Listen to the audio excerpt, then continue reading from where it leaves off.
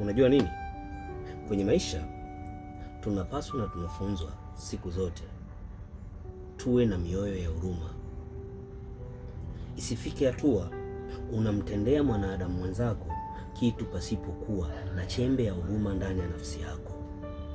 Mtendee mtu huruma, mtendee aliye jirani yako, mtendee wa pembeni yako jambo la huruma, kwa maana huruma ni hazina.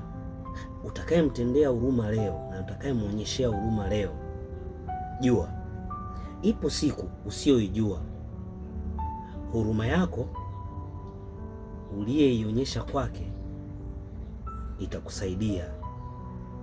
Naelewa ya kwamba utafika wakati hakutakuwa na silaha itakayoshinda nguvu ya huruma.